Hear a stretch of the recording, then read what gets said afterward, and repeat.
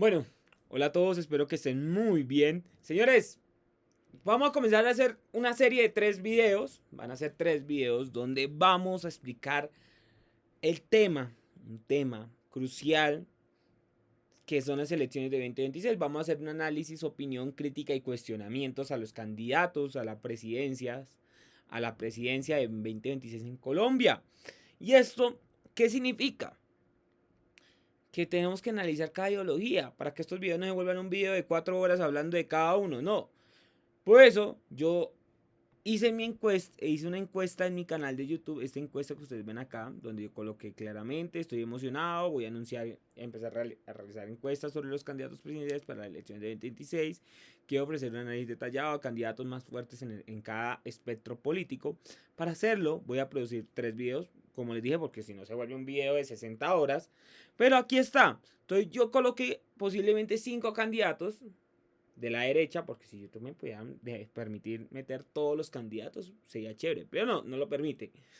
Y entre esos, pues la ganadora fue Paloma Valencia, después siguió Miguel Uribe Turbay, y que un empate técnico entre Juan Guillermo Zuluaga y María Fernanda Cabal.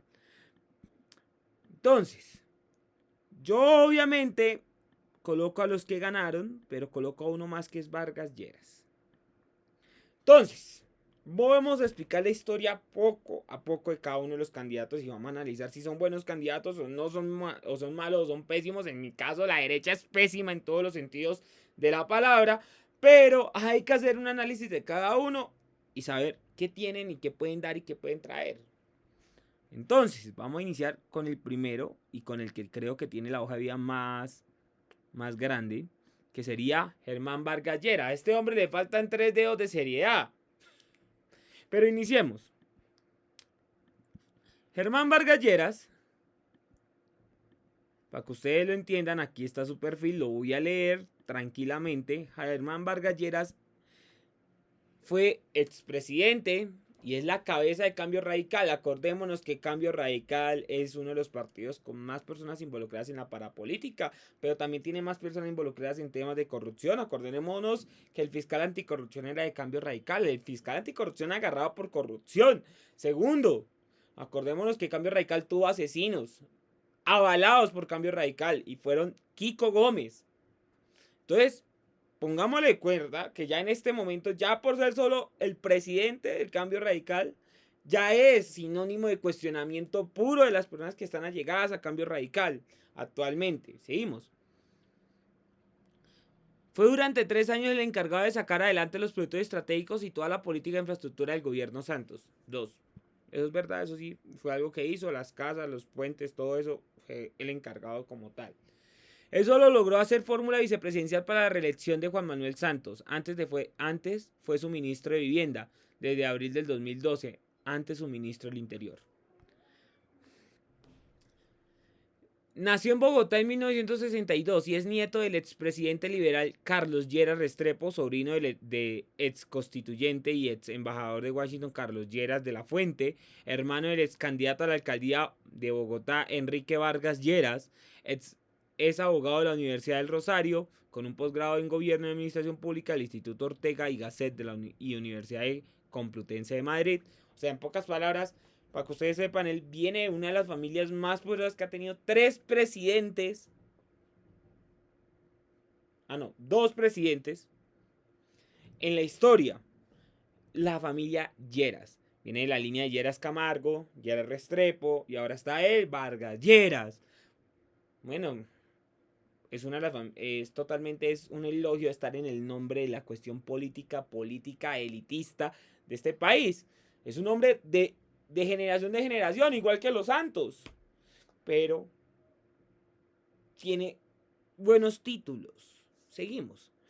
Germán Vargas Lleras inició su carrera política en 1981 en el nuevo liberalismo. Ay, pobre Galán. Sigo. Liderado por Luis Carlos Galán, fue secretario general del Partido Liberal en 1990 y 1992. Hasta 1998 fue concejal de Bogotá. En 1998 fue elegido senador del Partido Liberal. Se convirtió en el principal crítico a las negociaciones de paz con las FARC del gobierno Pastrana y el mayor opositor del despeje del Caguán. Caso curioso porque después sería vicepresidente de Santos. negociando la paz con las FARC. Curioso, curioso. Esta posición lo acercó al candidato disidente liberal Álvaro Uribe. En 2002 salió del Partido Liberal a respaldar la candidatura de Uribe a la presidencia. Fue elegido senador por el Movimiento Colombia Siempre de Juan Lozano. En 2003, Vargas Lleras se unió al Movimiento Cambio Radical, fundado en 1998 por un grupo de exgalanistas, partido del cual sería elegido presidente en 2004. En 2005 apoyó la primera reelección de Uribe. Fue reelegido senador con la más alta votación en el Senado, con 223.000 votos. Brutal votación. En 2010 lanzó su candidatura a la presidencia de la República con el Partido Cambio Radical, presentándose como liberal de centro, oponiéndose a la segunda reelección de Uribe. En las últimas semanas de la campaña se convirtió en un candidato de gran aceptación, impulsado por el excelente desempeño en sus debates. Quedó eliminado en primera vuelta, no alcanzó el tercer lugar con el 10.1%. Parce, te estabas enfrentando a Santos con apoyo al uribismo y te estabas enfrentando a Antanas Mocus, que era la representación del nuevo pensamiento verde de centro, llevado más a la parte izquierda, un hombre imagen. O sea, papi, o sea, pierdes contra él. Santos lo nombró ese año ministro del Interior y de Justicia. Lo separó del ministerio con el que de Justicia en cabeza de Juan Carlos Esguerra. En mi interior, Vargas Lleras tuvo bajo su poder el restablecimiento de las relaciones entre el gobierno y la rama judicial. Tuvo a su cargo la ambiciosa agenda de reformas que propone el gobierno del presidente Santos, en la que se encuentra el proyecto de reforma judicial, la reforma del primer empleo, la reforma a la ley de regalías, la ley de ordenamiento territorial, la ley de víctimas y la reforma política. En abril del 2012, Santos lo nombró ministro de Vivienda con la tarea de regalarle 100.000 viviendas a los colombianos pobres. Así quedó hasta mayo del 2013. Y así va su trayectoria. Este hombre avanzó mucho y actualmente es el presidente de esto. Se lanzó en 2018 para presidencia y la verdad no pudo hacer nada contra Iván Duque, otra vez apoyado por el uribismo, y Gustavo Petro apoyado por el centro, por las partes de centro y de izquierda en 2018. Se quemó. Pero ya llevamos 7 minutos hablando de una sola persona. Muy mal. Bueno, este hombre tiene cuestionamientos y ante todo hay que entender cómo se maneja la maquinaria política del señor Vargas Lleras. Entonces, en este artículo de la silla vacía, ustedes aquí van a ver todo su círculo. Entonces, los que están en rojito son los que ya fueron condenados. Entre esta personas famosas como Emilce López La Gata, Hugo Aguilar, Dairo Suárez, Emilce López, Miguel Pinedo. Bueno, en los rojos están las partes que están investigados, como Marcos Pineda, que ya hablamos de él en algún momento. El hombre es de la línea conservadora, muy alto. Estaba el clan Cotes, de Magdalena. Por allá está Zulema Hatin, reconocidísima por haberle hecho campaña a Duque en 2018 y después hacerle campaña a Petro en Córdoba y ganar en Lorica. Poderoso. Por allá también vemos a personajes polémicos como Alex Char o Jorge Rey, actual gobernador de Cundinamarca. Por allá también vemos a un tal William Barbosa del Meta, que entre meta y meta yo me acerco a la meta. También aparecían personajes cuestionables como Luis Carlos Torres, que también ya hablamos en este canal. Entonces, señores, este es Vargas Lleras. Vargas Lleras, jefe de Cambio Radical, uno de los partidos más llevados en el tema de la parapolítica. Uno de los partidos que son sinónimo de corrupción, pero que en algún momento la responsabilidad es política, pero la responsabilidad con Vargas Lleras no puede ser política, porque está en un partido corrupto. Es un partido con procedimientos cuestionables. Y pues, como le digo, le faltan 3 dedos de verdad al pobre Vargas Lleras. Pero bueno, aquí terminamos con Vargas Lleras. El siguiente es otro que tiene partido definido. Pero que es Juan Guillermo Zuluaga. Bueno, Juan Guillermo Zuluaga. Este hombre ya hemos hablado en este canal. El hombre viene de las estepas de la casa política, del clan de la casa política Torres, manejada por Luis Carlos Torres y Maritza Martínez. Es un hombre que fue que su esposa es hija de un ex militante del M-19 y este hombre odia a la izquierda.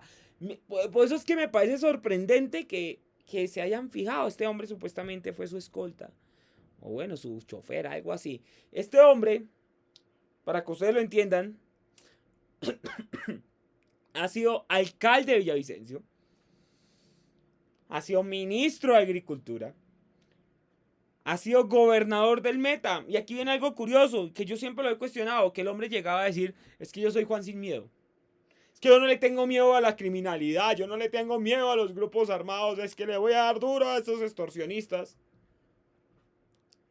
Cuando llega a ser gobernador, con el discurso de seguridad, porque es un discurso que va a votos, el discurso de seguridad siempre va a dar votos, duela al que le duela, da votos, pero es muy difícil cumplirlo.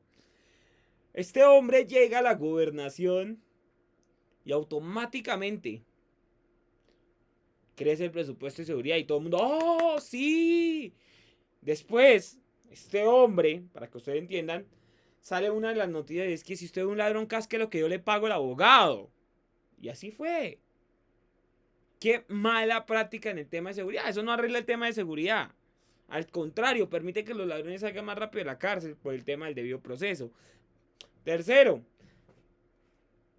el Meta cuando él llega a ser gobernador tenía unas circunstancias que solo habían 2-3 municipios con grupos armados organizados en ese momento. Y de un momento a otro, al finalizar el periodo de Duque, cuando él ya lleva 2 años de gobierno, habían aumentado a 7. Entonces, si usted a mí a 7 municipios, a casi todo el departamento avanzado en tema de criminalidad.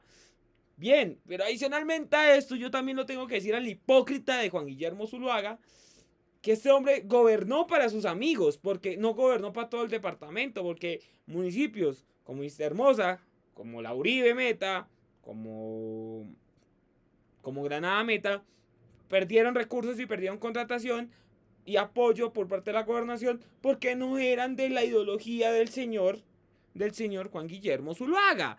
Y ese hombre quiere lanzarse a la presidencia representando una nueva derecha. Una derecha que no va a tenerle miedo a confrontar los temas de seguridad. Nos va a hacer un vengativo 2.0 o 3.0 tal vez. Y este hombre viene con ese concepto de enfrentarse a todo contra todo. Punto. Yo no tengo que investigar sus cuestionamientos porque yo ya hice un video aquí hablando de los cuestionamientos del clan, de la casa, de la familia, de la casa familiar de los Torres. Ese hombre quiere desligar de ellos y no podrá porque los necesita para mantener su poder en el Meta. Punto. Juan Guillermo tiene curiosidades. Actualmente, pues, la Oficina de Transparencia de la Presidencia ha pedido que lo investiguen. Que lo investiguen por volteo de tierras cuando era alcalde. No es de extrañar, perdón. No es de extrañar. También ha tenido varios contratos raros en el tema. En el tema de contratos de vías en su campaña a la alcaldía de Villavicencio, cuando intentó ser alcalde. Pero ante todo, para mí este hombre es la viva imagen de un oportunista que utiliza el discurso de seguridad. O sea, un derechista sin sentido alguno. Ahora vamos a pasar a la tripleta. ¿Cuál es la famosa tripleta? Señores, la tripleta, como la llamo yo, son estos tres. Estos tres van a luchar un aval. Y solo uno será el favorito del expresidente Álvaro Uribe para conseguir el aval que tanto ansía. Vamos a iniciar con la menos cuestionable de este grupo, que es Paloma Valencia. Palomita Valencia, le digo que no es la menos cuestionable porque es que ella no tiene la necesidad de buscar un puesto público, no tiene posibilidad de buscar contratos, porque ella es la viva imagen del poder. Familiares de ella, como la Serna, son fundadores de la Universidad de los Andes. Su abuelo fue nada más y nada menos que Guillermo León Valencia, el que nos condenó a los 50 años de guerra que tenemos porque le dio ganas de bombardear de bombardear en vez de hacer un puente allá en la segunda Marquetalia. Ese es el apellido Valencia. Paloma Valencia. Es candidata presidencial. Puede ser, pero no es la favorita del expresidente Álvaro Uribe Vélez. Que se deje hacer ilusiones estúpidas de que es la favorita del expresidente. Bájese esa nube, hermana. Pero miremos su perfil, porque es que pocos conocemos el perfil. Paloma Susana Valencia. Nació en Popayán, Cauca. Es senadora del Centro Democrático y una política muy cercana al expresidente Álvaro Uribe. Pues obvio. Está en la Comisión Primera Constitucional. Hace parte de dos poderosas familias políticas conservadoras del Cauca y Tolima. Por el lado paterno es bisnieta del poeta y congresista y fallido candidato presidencial conservador Guillermo Valencia. Nieta del expresidente Guillermo León Valencia. Sobrina de la exministra Josefina Valencia, la primera mujer ministra en el país, e hija del excongresista Ignacio Valencia.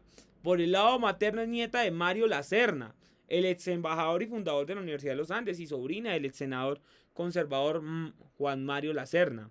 Valencia es abogada filósofa de la Universidad de los Andes, con una maestría en escritura creativa de la Universidad de Nueva York. Su entrada en la política se dio en la mano de los medios de comunicación. Fue columnista del Espectador y El País de Cali, analista política de Blue Radio y fundadora del portal digital La Otra Esquina. Además trabajó en el programa radial La Hora de la Verdad del exministro Fernando Londoño, que producía su madre Dorotea Lacerna. Su primera participación en política fue en 2006, cuando integró la lista de Cámara por Bogotá de Alas Equipos Colombia. Alas Equipo Colombia. Ese no fue un partido donde salieron precisamente como 6 parapolíticos.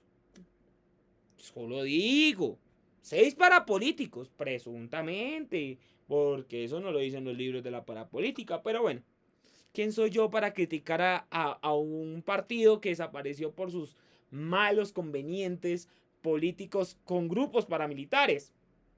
Comprobados, pero bueno, ¿quién soy yo? Sigo. El partido del ex senador ex ministro Luis Alfredo Ramos, que no tuvo ninguna curul. En 2014 salió elegida en el Senado como parte de la lista cerrada del Centro Democrático encabezado por Álvaro Uribe Vélez. Fue precandidata presidencial para las elecciones de 2018, pero renunció para apoyar a Iván Duque. Ese año se lanzó a la reelección de Senado con Samuel Hoyos como fórmula de la Cámara por Bogotá. Es una de las senadoras uribistas con mayor alcance en redes sociales. Hace parte del sector más ideológico. Precandidata presidencial en el 2022, perdió la aval del Centro Democrático cuando lo dio a Zuluaga. Una encuesta interna por lo que buscó la reelección al Senado y obtuvo 63.000 votos. Hace parte de la Comisión Primera y ha promovido las contrarreformas de las propuestas de gobierno de Gustavo Petro. Listo. Esa es Paloma Valencia. Por eso le digo, esta mujer no tiene cuestionamientos porque no ha tenido cargos importantes, solo ha sido senadora y todo eso. Pues ya no sabemos más adelante si algún día salga un loco a decir, Paloma hizo esto, Paloma hizo aquello, pero vuelvo y le digo, no es la favorita del expresidente Álvaro Uribe Vélez. Que sea seria, hermana. Póngase seria. Usted no lo es. Siga intentando buscar Senado, que el expresidente Álvaro Uribe Vélez no la vea usted como favorita o busque la aval por otro partido, pero señora Paloma, usted no es la favorita, bájese esa nube. Vamos con la otra. Y esta sí es la diosa de del cuestionamiento puro. María Fernanda Cabal. María Fernanda Cabal. Uno nombrar a María Fernanda es pesado porque hay muchos cuestionamientos detrás de María Fernanda. Pues, por ejemplo, María Fernanda, pues, es caleña, ella es de Cali, del Valle del Cauca. Es esposa del presidente de FEDEGAN, Lafurí, José Félix Lafurí. Entonces, tiene una familia conservadora, es una mujer conservadora, es una mujer de ultraderecha. Ella es la versión radical de la derecha uribista. Más radical de lo que hay. Pero sus cargos, ha tenido buenos cargos. Ella es politóloga de la Universidad de los Andes. Sí, señores. Más de un siglo ha sido la dueña del ingeniero azucarero Pichichi. Del ingenio azucarero Pichichi. Serían, ¿cómo así? ¿Es dueña del ingenio? Sí. El ingenio tiene varios dueños. Ingenio azucarero. Y pues ella hace parte del ingenio azucarero. Su familia. Pero no es nada. Llegó a la Dirección de Asuntos Internacionales de la Fiscalía General de la Nación en 2006. Cabal se encargó de la cooperación internacional en materia judicial. Que renunció un año después de ser la raíz del escándalo que armó por el cuestionamiento de la decisión de un fiscal de vincular a 69 militares en un proceso judicial por la masacre de San José Apartado. En 2017 llega y le dice a su esposo, papito, usted que está en Fedegan, digámosle a estos ganaderos que apoyan muchos a los paramilitares, que montemos una fundación, Fundagan, y ayudamos a las víctimas del conflicto armado, porque ellos lo necesitan. Una estrategia para poderse posicionar políticamente y poder obtener votos. Pues su esposo no le negó, le dijo, hágale, mijita. Y pues en 2013 se volvió la candidata a la cabeza de lista en Bogotá, no en Valle, en Bogotá, para el Centro Democrático, en Cámara. Después se lanzaría al Senado en la siguiente ley, en el siguiente periodo y actualmente senadora también. Señores, a esta mujer no se le puede encontrar un cuestionamiento porque la verdad han dicho, ha tenido cuestionamientos por constreñimiento en la Corte Suprema, pero nadie dice nada, todo mundo se calla, nadie le da por hecho de que sí haya constreñido electoralmente a personas, no, nadie. Después, Julián Palacios, líder, señala que la senadora Cabal tuvo presuntos nexos con paramilitares, pero la corte no avanza. Entonces, tuvo presuntos nexos con paramilitares, pero es que el cuestionamiento no está acá. María Fernanda puede tener solo estos dos cuestionamientos. El verdadero cuestionamiento puro lo tiene su esposo. Su esposo, su queridísimo esposo, que es José Félix Lafourcade. Lafourcade creo que tiene la hoja de vida más porosa de la derecha colombiana, después de la de Vargas Lleras. Imagínense, este hombre fue diputado del Cesar a los 22 años. Adicionalmente a eso, fue gerente departamental del Seguro Social en la época de los 80. Fue director de la CAR del Cesar en Corpo Cesar. Al tiempo desarrolló sus negocios como algodonero y empresario inmobiliario, precisamente como algodonero. Y fue uno de los empresarios que fomentó la creación de Corpo Cesar. En 1991 fue Álvaro Gómez Hurtado, lo trajo para Salvación Nacional, para reforzar políticamente el movimiento, que era una disidencia, para que ustedes entiendan, y lo colocan como viceministro de Agricultura. El gobierno de un liberal como era Gaviria. Luego fue presidente de la revista Síntesis Económica, fundada por Álvaro y Enrique Gómez Hurtado.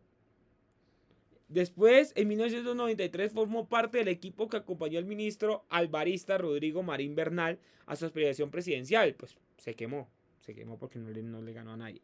En 1998 entró a formar parte de la campaña de Noemí Sanín. Después de las elecciones del contralor Carlos Sosa, lo nombró como vicecontralor. En 2002, con el gobierno de Álvaro Uribe Vélez, fue nombrado superintendente de notariado y registro. Que aquí viene algo muy lindo.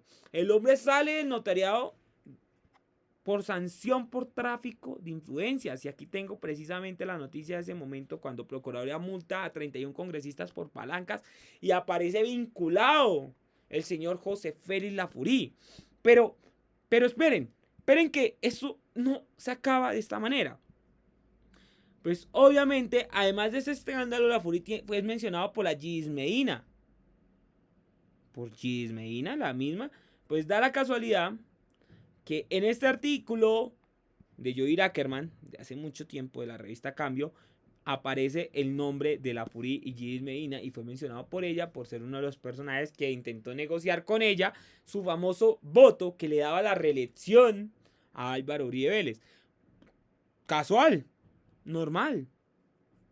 Serían, bueno, que está metido en todo. Pero sin contar, el procurador Alejandro Ordóñez en marzo del 2009 absolvió a la FURI. O sea, amiguis, tú eres amiguis mío. Usted es el ultraconservador del poder. Y yo también soy conservador. Venga, démonos la mano, dice Alejandro Ordóñez con la FURI. Sean serios. Absolvió a la FURI y otro grupo de funcionarios, de los cuales estaba el exministro del Interior Sabas Pretel y al ministro de Protección Social Diego Palacino, condenados por corrupción y por vínculos con paramilitares. Qué casual, qué belleza. La FURI es un fiel seguidor de Álvaro Uribe Vélez.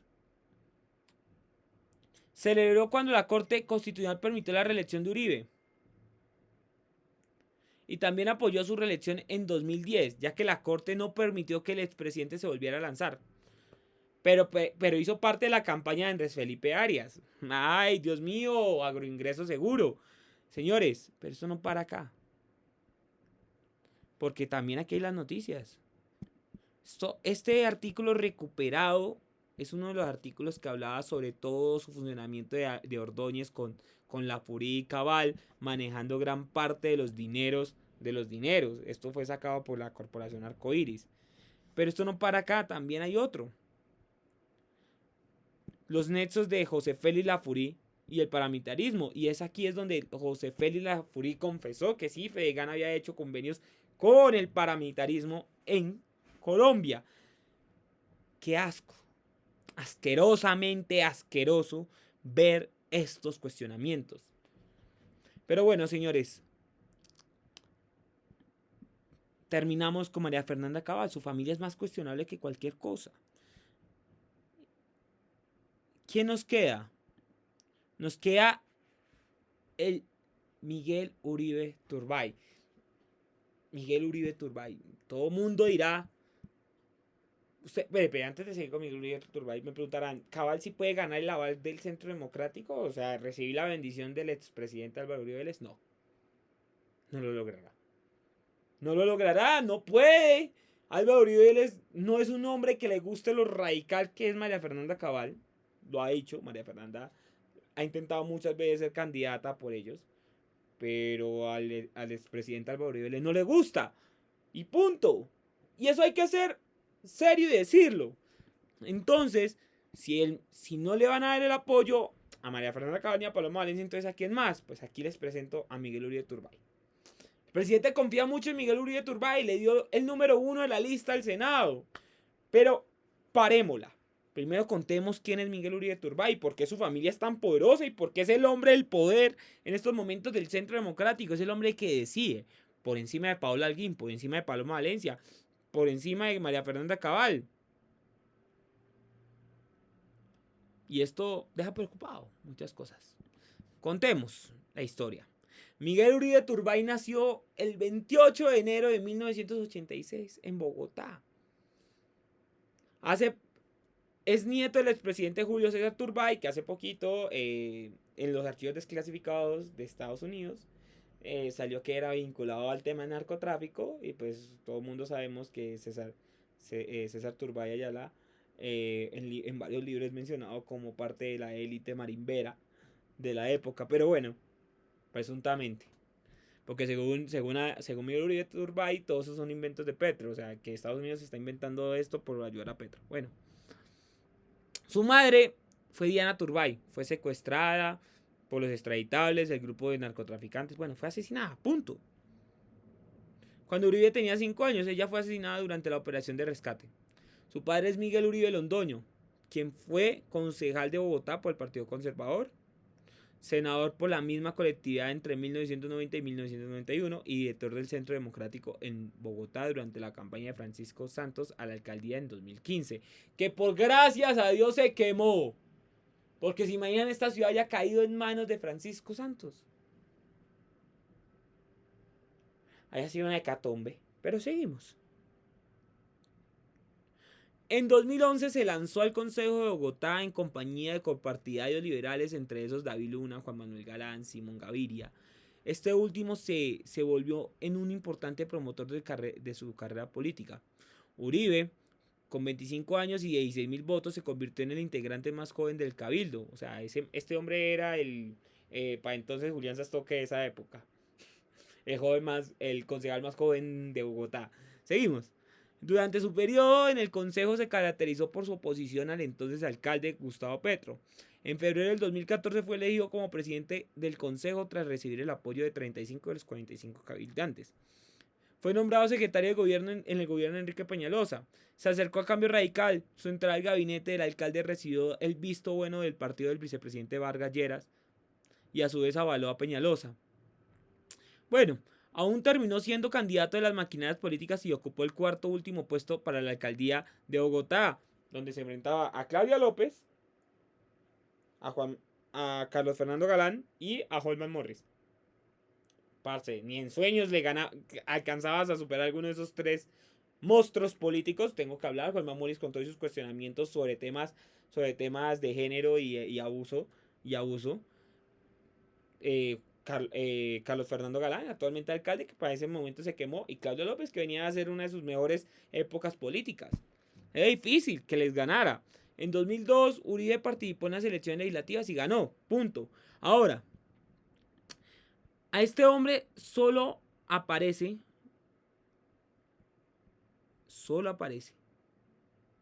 en cuestionamientos. Pues, señores, en este artículo de Pares no, es muy nuevo. Vincularon claramente a Miguel Uribe con el tema de la unidad de gestión de riesgo. Pues, señores, para nadie era mentira que en los tiempos de COVID de Iván Duque, él manejaba gran parte de la contratación de ese momento, Miguel Uribe. Y pues, citando lo que dice el artículo, dice así: serios indicios de participación de miembros de partidos políticos como el Centro Democrático, sectores afines a Miguel Uribe Turbay o Enrique Peñalosa, denuncian hechas por Camilo Enciso y la veeduría que está haciendo sobre los recursos destinados para la pandemia. En ese momento salieron los famosos contratos, para que ustedes se acuerden, los famosos contratos donde aparecía chocolate a 30,000 pesos. Y esto era algo que decía a todo lado y a todo bar: qué fastidio de hombre. Es el favorito del presidente, del expresidente Álvaro Uribe Vélez. Es el favorito. Y yo le digo a la gente, no vamos a darle un voto a la derecha. Ni por nada del mundo le vamos a dar un voto a la derecha. Y menos cuando hay estos candidatos cuestionables en todo el sentido de la palabra política. Que uno dice, no se puede. No se puede. Está la triada del Centro Democrático, está el hombre de Cambio Radical y está el hombre que quiere vender como nuevo, pero que no es nuevo y que es más y que puede ser hasta peor que los otros que acabé de mencionar. Entonces, señores, los invito a que se suscriban. Estos videos es para que ustedes sepan de qué están hechos los candidatos más fuertes de cada ideología. Posiblemente la otra semana tengamos la izquierda colombiana y cuáles van a ser sus posibles candidatos más fuertes. Señores, gracias y no olviden suscribirse.